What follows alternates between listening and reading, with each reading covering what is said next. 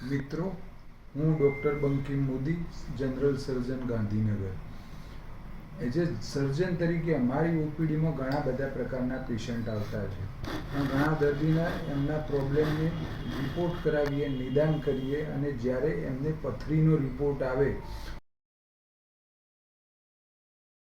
તેમનું સંપૂર્ણ કાઉન્સેલિંગ કર્યા પછી દર્દી પહેલો પ્રશ્ન આપણને કરે કે સાહેબ અમારે શું પ્રકારનો ખોરાક લેવો જોઈએ જેથી જે પથરી હોય તેનો નિકાલ પણ થઈ જાય અને નવી પથરી ના થાય. તો આ પ્રશ્ન દરેક દર્દીને મૂંઝવતો હોય છે. એટલે પથરી થવાનું મેઇન કારણ કેલ્શિયમ, સોડિયમ અને ઓક્ઝેલેટના ક્ષારો એનું પ્રેસિપિટેશન થાય, એટલે કે યુરિનમાં ક્ષારોનું પ્રમાણ વધારે હોય અને પાણી ઓછી માત્રામાં લેવામાં આવે એટલે ક્ષારોનું સ્ફટિકીકરણ થાય અને પ્રેસિપિટેટ થાય, તેના કારણે પથરી થતી હોય છે. તો કયા પ્રકારના ખોરાકમાં આ ક્ષારો લેવાથી આ ક્ષારોનું પ્રમાણ વધારે પ્રમાણમાં થાય, એટલે એ પ્રકારનો ખોરાક ન લેવો જોઈએ. એટલે કે મેઇન પથરી થવા માટે ઓક્ઝેલેટના ક્ષારો કારણભૂત હોય છે. તો કયા પ્રકારના ખોરાકમાં ઓક્ઝેલેટના ક્ષારોનું પ્રમાણ વધારે હોય, એટલે કે આપણે રોજિંદા ખોરાકમાં ચીકુ,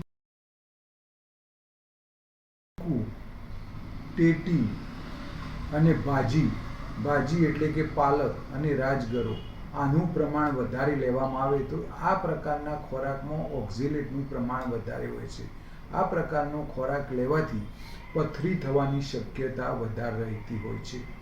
બીજો ખોરાક કે જે ખોરાક જેમાં સોડિયમ રીચ ડાયટ, એટલે કે આપણે રોજિંદા આહારમાં હવે તો જંક ફૂડ અને અલ્ટ્રા પ્રોસેસ ફૂડ એટલે કે પડીકા, જે વેફર, બહારના નાસ્તા, આ બધું લેવાથી એમાં સોડિયમનું પ્રમાણ વધારે હોય છે. તો તેનાથી પથરી થવાનું કારણ ખાસ હોય છે.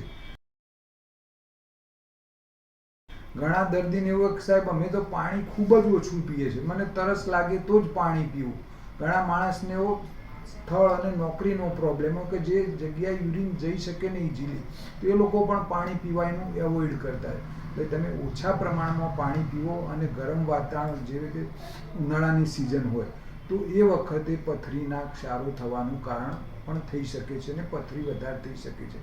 એટલે જનરલી અમે દર્દીને સલાહ આપતા શિયાળો હોય કે ઉનાળો હોય તમારે એટલીસ્ટ મિનિમમ 3 થી 4 લીટર પાણી પીવું જોઈએ. શિયાળો હોય તો તમે સાધારણ ગરમ પાણી લઈ શકો, ઉનાળો હોય તો સહેજ ઠંડુ પાણી લઈ શકો. હવે એવો બીજો કયો ખોરાક કે જે આપણને થયેલી પથરી હોય એનો નિકાલ કરવામાં ઉપયોગ થઈ શકે, એટલે કે સાઇટ્રસ ધરાવતા ફળો,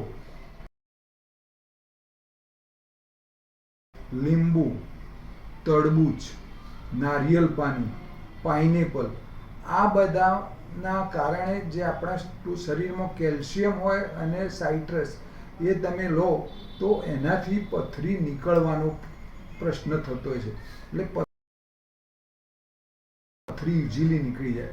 તમારે રોજિંદા ખોરાક, આપણે રોજિંદું પાણી પીધા તો પાણીની અંદર લીંબુ નીચોવું જોઈએ, ઓછામાં ઓછું રોજ 2 થી 3 લીંબુ, નારિયેળ પાણી, પાઇનેપલ અને જે આપણે બીજોરું કહીએ, બીજોરું એટલે જે ગદ્દા લીંબુ, એ પણ તમે લઈ શકો. આનાથી પથરીનો ક્ષારો તૂટી જાય અને પથરી નીકળવાની પણ શક્યતા હોય છે.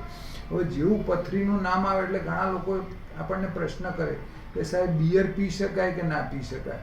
લોકો બિયર પીવાનું બહાનું જ શોધતા હોય છે, એટલે પથરીનું જેવું નામ પડે બિયરના ટીનનો ઓર્ડર આપીને બિયર પીવાનું ચાલુ કરી દે. તો બિયર એક એવી વસ્તુ છે જો થોડા પ્રમાણમાં લેવામાં આવે એટલે કે ડાયુરેટિક. ડાયુરેટિક એટલે શું કે પેશાબ વધુ પ્રમાણમાં થાય અને પથરી નીકળી જાય. એટલે બિયર થોડા પ્રમાણમાં લઈ શકાય, પણ જો વધુ પ્રમાણમાં તમે બિયર લો તો તમારે વધુ પડતો પેશાબ થાય અને તમને ડિહાઇડ્રેશન થઈ શકે. એટલે બિયર થોડી માત્રામાં લઈ શકાય.